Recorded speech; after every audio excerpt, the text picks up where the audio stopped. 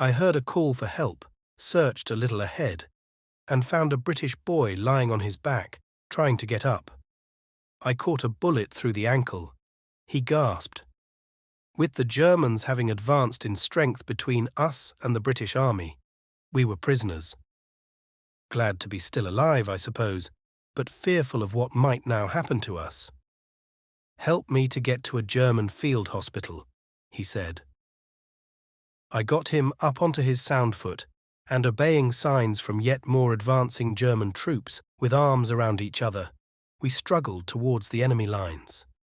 Soon, a man wearing an armlet of Red Cross on yellow background relieved me of my wounded mate and directed me to proceed that way. That way would lead me smack into a line of field guns firing non-stop. They must have been laying a terrible bombardment on our rear positions. So, the law of self-preservation still operating, I veered to the right, slid into a shell hole, and rested a while, peering over the rim to make sure no fresh danger came my way. As German reinforcements moved past me, up and away to support their victorious comrades, their gaze fixed straight ahead, not a glance to right or left, I learnt how we must have looked to them when we were advancing in attack. But where were our captured soldiers, assuming some had survived? I hadn't seen a Britisher since I handed my wounded kid over to the German Red Cross man. The last of the German infantry vanished towards the British lines. In the following lull, I heard a few shells come over from our artillery, which surprised me, for I felt sure most of our guns had been removed some days ago to positions far in the rear, or else destroyed by the intense enemy gunfire. Ahead of me, I could see the German front-line trench parapet. This provided another surprise. No barbed wire lay in front of it. Both armies usually protected their fronts with barbed wire defences of varying density.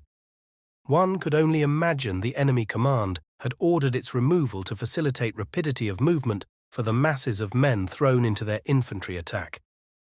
I tensed my muscles preparatory to scrambling out of my shell hole, dashed across to that German trench and slid on the loose earth down its steep side. As my feet touched the bottom, 3 Jerrys sprang towards me, one thrust a pistol at my tummy, and demanded paybook. I raised my arms and let them take what they would. Vultures of the battlefield, dodgers, thieves, they cleaned me out, and when they departed, my worldly goods consisted of what I stood up in: underclothes, tunic, trousers, helmet, socks, and boots. Having grabbed what they wanted, the thugs indicated the direction in which I should go, towards all the bangs and smoke puffs again. But I obeyed, realizing I was being watched by people whose presence I had been unaware of until then. Now, when I saw German soldiers in holes or trenches, they all signalled in much the same way, their thumbs pointing to the rear.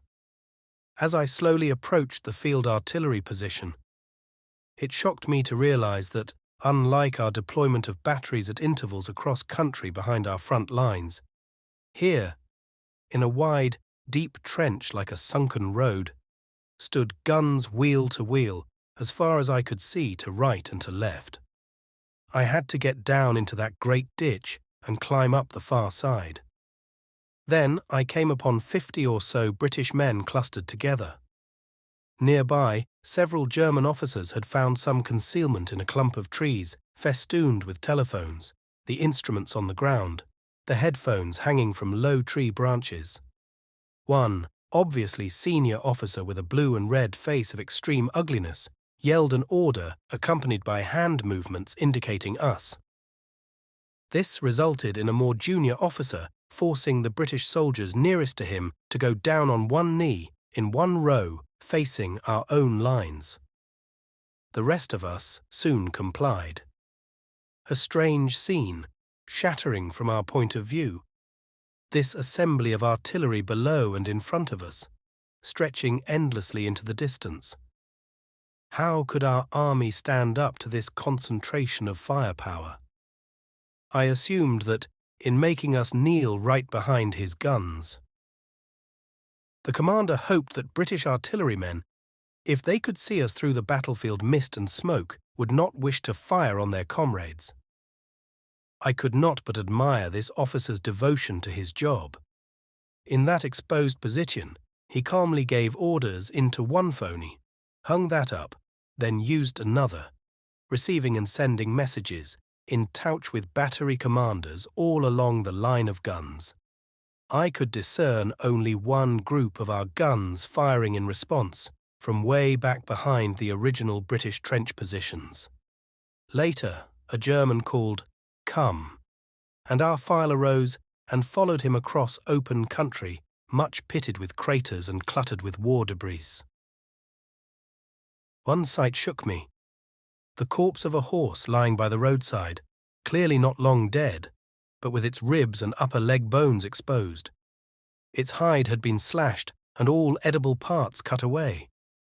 How hungry the Germans must have been, I realized, or at least how short of meat to have butchered the animal as soon as it fell. I had never seen that sort of thing on the British side. Soon we came to the remains of a village. 100 or so British prisoners joined us there. Then we straggled on along the country road in no particular formation. I found myself walking between two fairly hefty chaps, and we chatted about our recent experiences. Although these men wore uniforms of rough khaki cloth similar to mine, the cut struck me as unusual. Larger side pockets, for instance. Looking for some sign of their regiment, I saw officers' pips, and, though now wondering how protocol worked under prisoner-of-war conditions, I asked about their rank.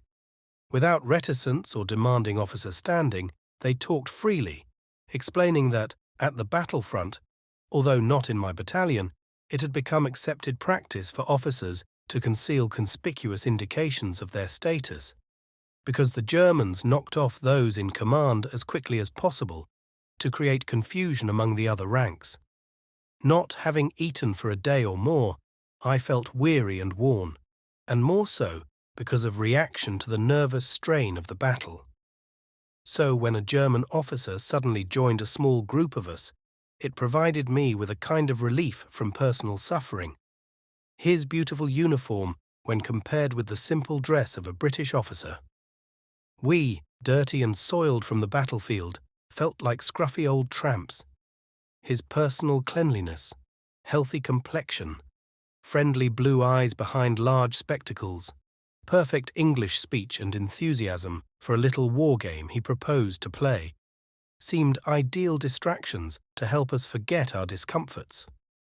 Some chaps may even have felt that a response to his wish to complete the few details at present missing from his sketch map of the trench system we had recently vacated might gain them some advantage, such as much-needed grub. Anyway, if their wits were still sufficiently bright, they had only to give him inaccurate information.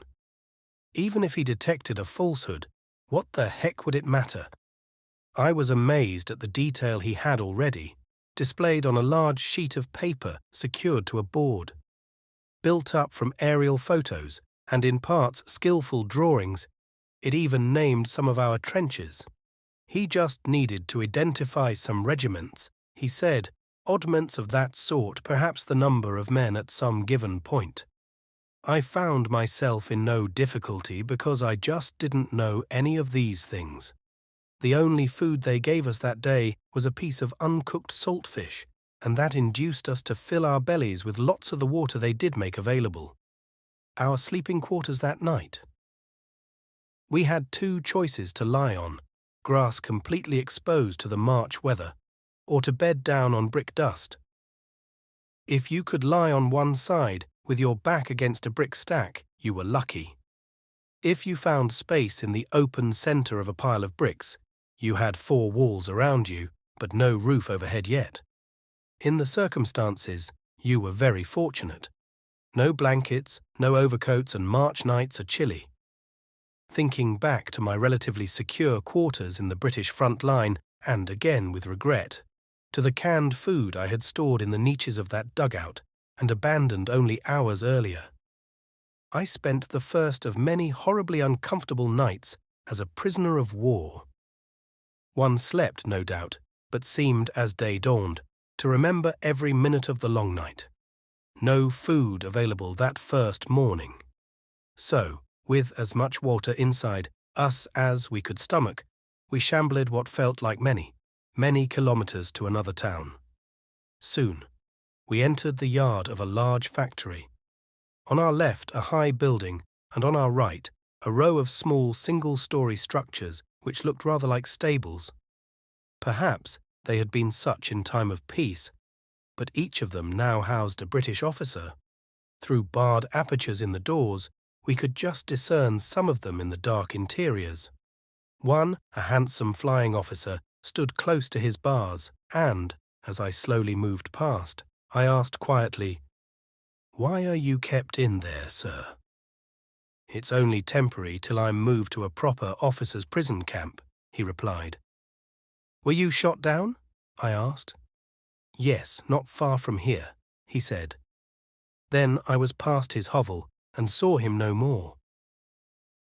A harsh voice yelled orders at the men in front of me, and I saw, standing at the top of some stone steps, a swarthy chap in British uniform. In German, he talked with a Jerry who stood beside him. Then he shouted an English translation at the prisoners nearest to him. "I know that man," yelled a chap nearby. "His name's Goldberg." Anti-Semitism was rife in Britain in those days, and the man's Jewish appearance, his evident mastery of the German language, the fact that he was giving orders from a position well above us, all condemned him in our eyes.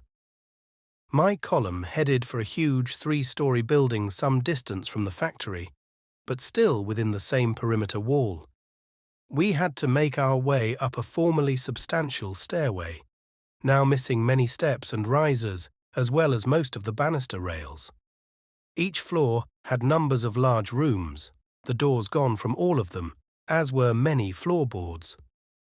I soon realized that all this destruction had occurred simply because men need warmth. Some of the occupants of the room I was ordered into had been prisoners there for a month or more. Short of nourishment and warm clothing, they had found difficulty in just keeping alive. As they were now, dirty, unshaven, stinking in some cases, rapidly sliding towards the subhuman, so might I soon become. They hung together in groups of 2 or 3, it appeared, eyed with suspicion all those outside their little circle, and even snarled or jeered at them. When I slipped quietly out of that shaming little shambles, nobody noticed my going. Out in the yard, I walked around watching out for the cleanest-looking men, believing that they would be the most recently captured, and therefore the least debased in character. I entered the main building, tall but 1 floor only, and obviously a factory or foundry of some sort in peacetime, given the pieces of disused machinery, boilers and so on, still lying around. One could see that the upper parts of partitions separating different sections of the works had been torn down, but they still made useful barriers against which to shelter when cold winds blew. Straw, all reasonably clean, covered the floor. The prisoners there were newcomers, still free of that peaked, hungry look, and not yet given to constantly peering left and right, up and down, in search of something, anything, which might still the pangs in their stomachs. That night, I tried an experiment in bed-making. Before lying down in the straw, I removed my tunic, bunched up straw for a pillow, placed a none-too-clean hanky on top of it, laid down and pulled the tunic over my top half, and thereafter dozed and wakened through the night. Nourishment for that second day as a prisoner had consisted of a litre of coffee substitute, mainly roasted and crushed acorns, and a piece of sour, dark brown rye bread, which yielded 2 slices. I was to become familiar with these items during the coming months. The only daily addition to this, now that we had entered some kind of makeshift war prisoner camp, was a litre of stewed root vegetables. Some old horse meat may have been cooked with them, but none came our way. The underfed Germans saw to that. This diet just kept me alive. Now, even in these earliest days, I too started to become hollow-eyed, emaciated. First priority was to acquire an empty tin can in which to collect your liquid rations. I managed that quite soon and, with a penknife, which had eluded the Germans who robbed me on the battlefield, I began shaping a spoon out of a piece of wood. Finding some potato peelings one day, I washed them at a standpipe in the ex-factory building, put them in my can and filled it with water, gathered wood shavings, straw and odd bits of floorboard for a fire, cadged a light and cooked them. Without any seasoning, they tasted awful, but down they went. Prisoners had no work to do, and laying about in that unsavoury crowded place took its toll of morale as well as of physical fitness. I soon formed an opinion that death in the battlefield would have been preferable to this subhuman existence. But, meanwhile, I must somehow manage to survive. Difficult though this was looking, small possibility now of my dying of gunshot wound. But we faced new enemies: starvation, chronic diarrhea, and weakness resulting from diet deficiency. Of the hundreds of men around me, no single one now looked worth an attempt on my part to form a friendship. Of course, I don't know what I looked like, having no mirror, but my uniform had become soiled, my boots mud-encrusted. I seldom washed, never shaved. I guess I looked like the rest of them with their sunken cheeks and purposeless shuffling hither and thither. Hope revived, though, when a sergeant of the Essex Regiment, miraculously clean and robust compared to the rest of us, came along and quietly told those of us who wore the Essex shoulder badge, including me, although I had not known him before, to make our way to the entrance gates. Goldberg had told him the Jerrys were moving a certain number of men to another town, and that the sergeant could select them and go with them. Naturally, he gave preference to his own chaps. When we lined up, the Count revealed a small deficiency in numbers, and volunteers scrambled for the chance to join us. A small bunch of Liverpool men, pushing types, made up the quota. And so, after a nourishing meal, a slice of bread and a can of so-called coffee, we shambled off. Armed Germans, about 6 of them, walked on either side of us. By then, we had passed from the hands of fighting soldiers and into the care of the more elderly soldiers, mostly sour, stern old codgers, steeped in anti-British dislike, and with a determination to make us suffer. These guards prevented any attempt to walk on the footpath in search of scraps of food, such as discarded cabbage leaves or stumps, potatoes, or indeed anything at all which could be eaten. Even so, if a prisoner spotted any such trifle and risked a beating by breaking ranks to pick it up, half a dozen starving blokes would pounce on him, hoping to grab it first, until one or more guards drove them back into line by prodding or bashing them with rifle butts. Eventually, after how many days or weeks I'm not sure, early one morning, the guards marched half the prisoners off to a place where they could have a bath of some sort. The rest of us were supposed to go next day, but we never did. The clean ones returned that evening, worn out, because they were so debilitated that it had taken them many hours to walk the necessary 11 kilometers each way, but still pleased to be clean in body, even though they had to don the same old filthy clothes.